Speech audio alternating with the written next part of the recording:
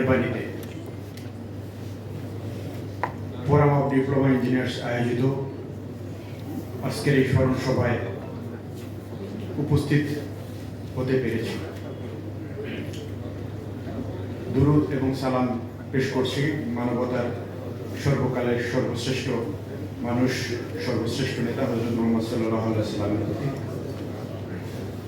এখানে দাঁড়িয়ে স্মরণ করছি সেই সমস্ত বীর শহীদদের,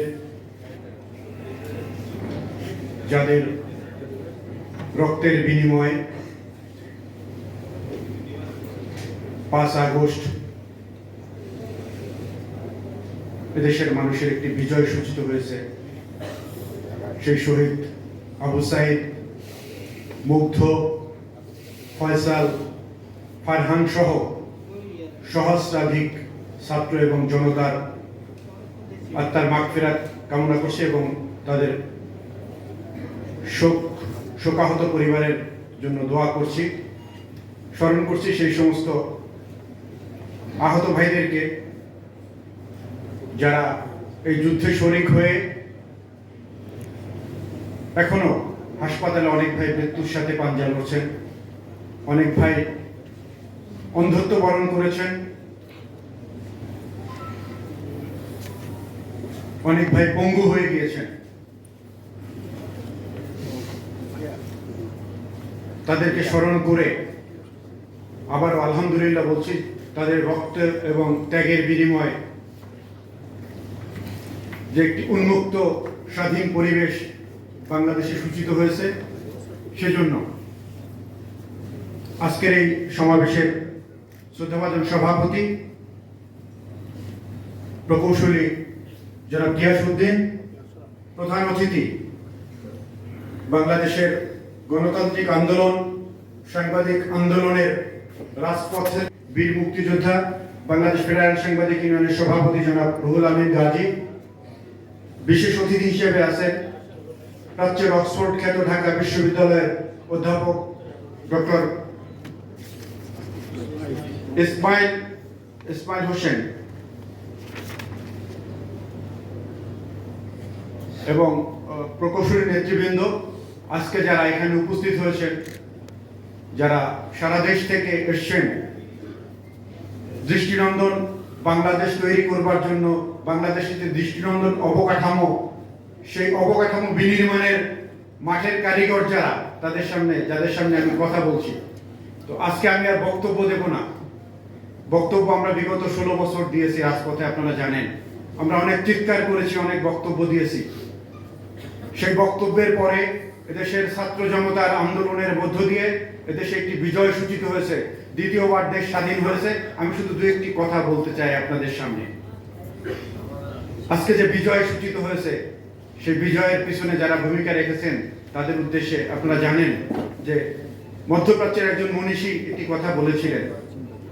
তার কথাটি ছিল যে যারা পানি দিয়ে কাপড় ভিজায় তারা তাদের কাপড়কে পরিবর্তন করে, কাপড় পাল্টায়।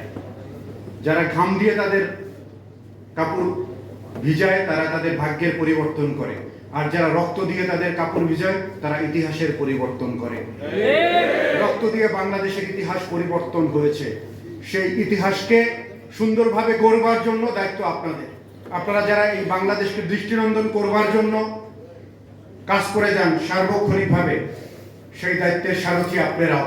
সেই দায়িত্ব আপনাদেরকেও পালন করতে হবে একটি সুন্দর বাংলাদেশ বিনির্মাণের জন্য। সেই সুন্দর বাংলাদেশ বিনির্মাণের জন্য যারা রক্ত দিয়েছেন, আমরা আমাদের ঘাম দিয়ে, আমাদের শ্রম দিয়ে আমরা সেই সুন্দর বাংলাদেশ যাতে গঠন করতে পারি, সেই প্রত্যয় আজকে আমাদের এখান থেকে নিতে হবে। এটি আমার প্রথম অনুরোধ আপনাদের কাছে।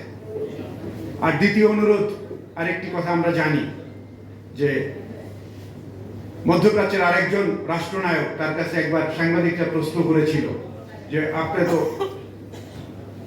যে দুবাইয়ের, আধুনিক দুবাইয়ের প্রতিষ্ঠাতা শেখ রাশিদ আল মাকতুমকে জিজ্ঞাসা করেছিল একজন সাংবাদিক, বলল যে এই বর্তমান বিশ্বে একেবারে উন্নতির চরম উৎকর্ষ অবস্থান করছেন আপনারা, দুবাই, এই দুবাইয়ের ভবিষ্যৎ কি বলুন তো? তখন উনি সেই সাংবাদিকের প্রশ্নের জবাবে হাসতে হাসতে বলেছিলেন যে দেখুন, আমার বাবা উট চালাতেন, আমি এখন মার্সিডিজ চালাই। আমার ছেলে ল্যান্ড রোভার চালায়, আমার নাতিও হয়তো ল্যান্ড রোভার চালাবে, কিন্তু আমার পুতি উট চালাবে। পাল্টা প্রশ্ন করছিলেন ওই সাংবাদিক, এটা কেন হবে? তখন তার জবাবে তিনি বলেছিলেন, দেখুন, সুসময়ে দুর্বল লোকের তৈরি হয়, দুর্বল লোকের জন্ম হয়, আর দুর্বল লোকেরা দুঃসময় তৈরি করে, আর দুঃসময়ে শক্তিশালী লোক তৈরি হয়। এই শক্তিশালী লোকেরা সুসময় ফিরে আনে। বিগত 16 বছরে এদেশের অনেক নির্যাতন সহ্য করে এদেশের মানুষেরা মনের দিক থেকে শক্তিশালী হয়েছে, তারা সুসময়ে ফিরিয়ে এনেছে। তিনি আবারও বলেছেন যে ভয় পাবেন না, সুসময় যে লোক তৈরি করবে। আপনাদের কাছে আমার অনুরোধ হচ্ছে যে আপনারা পরজীবী নয়, শক্তিশালী লোক তৈরি করুন, দৃঢ়চেতা লোক তৈরি করুন, তারা সুসময় ফিরিয়ে আনবে, তারা সুসময়কে ধরে রাখবে। আপনাদের কাছে আমার অনুরোধ হচ্ছে যে সুসময় আমাদের কাছে ফিরে আসছে, আমরা যাতে আবার দুর্বল লোক তৈরি না করি, আমরা এই সময় যাতে শক্তিশালী লোক তৈরি করি, দৃঢ়চেতা লোক তৈরি করতে পারি, তাহলে এই বাংলাদেশ একদিন সোনার বাংলাদেশে পরিণত হবে। যে বাংলাদেশের স্বপ্ন আমরা দেখেছি, যে বাংলাদেশের স্বপ্ন এদেশের শত শত শহীদ দেখেছে, 400 শহীদের কথা উল্লেখ করে হয়েছে, সহস্রাধিক শাহাদাত বরণ করেছে। আপনারা জানেন সেই পরিসংখ্যানটি এখন আমাদের সামনে আসে নাই, সেই সংখ্যাটি আপনারা পাবেন। সেই পরিসংখ্যান নির্ণয়ের জন্য কাজ চলতেছে।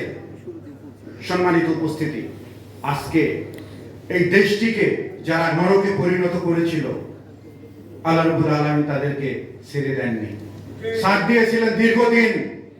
তাদের অন্যায়ের চরম শিখরে যখন পৌঁছেছে, তখন তাদের পরাজয় এসেছে। এটি দুনিয়ার ইতিহাস। এভাবেই পরাজয় আসে জালেমদের, এভাবেই স্বৈরাচারদের পরাজয় আসে।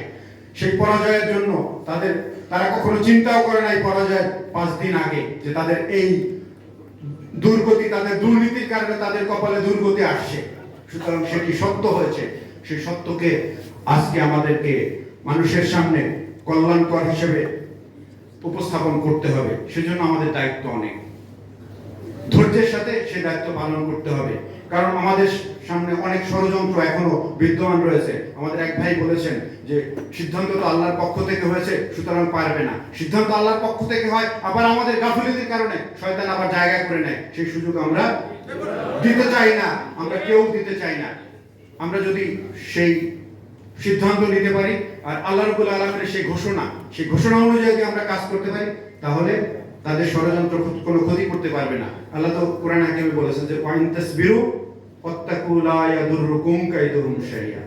যদি তোমরা খোদাভীতি এবং ধৈর্যের মাধ্যমে চরিত্রের পরম পরাকাষ্ঠা প্রদর্শন করতে পারো, তাহলে শয়তানের ষড়যন্ত্র তোমাদের কোনো ক্ষতি করতে পারবে না। শয়তান আমাদের বিরুদ্ধে ষড়যন্ত্র করবে দেশে বসে, দেশের বাইরে বসে। আপনারা জানেন যে দেশের বাইরে বসে ষড়যন্ত্র শুরু হয়েছে।